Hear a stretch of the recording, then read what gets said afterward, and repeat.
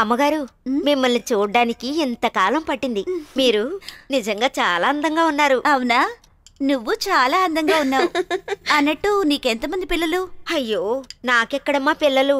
ఆ దేవుడు ఈ చేత్తో ఇచ్చి ఈ చేత్తో లాకెళ్ళిపోయాడు. మీ ఆయనకేమైంది? ఎవరికి తెలుసమ్మా? అతను ఎందుకు ఇలా ప్రవర్తిస్తున్నాడో, ఏం చేస్తున్నాడో ఎవ్వరికీ తెలియదు అనుకోండి.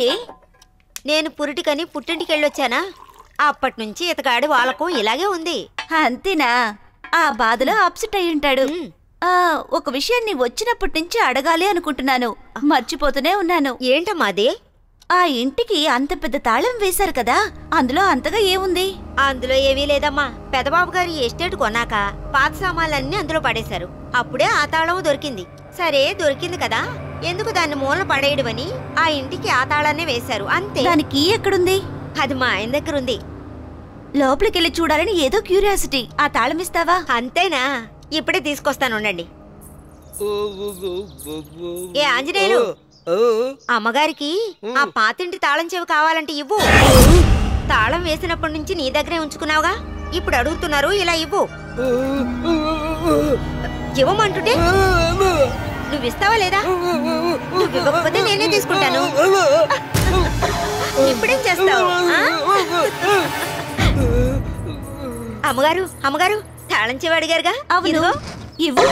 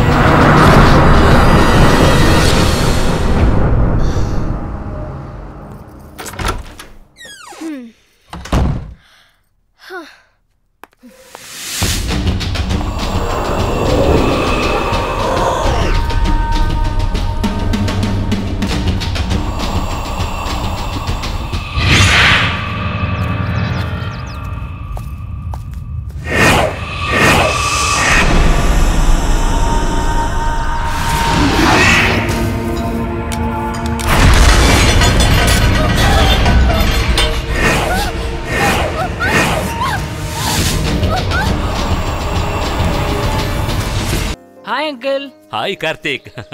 Hello uncle. ఏమయ్యా, ఫ్యూచర్ లో నాలాగా సినిమాల్లోకి వస్తావా, లేక మీ అన్నయ్యలాగా డిపార్ట్మెంట్ లోకి వెళ్తావా?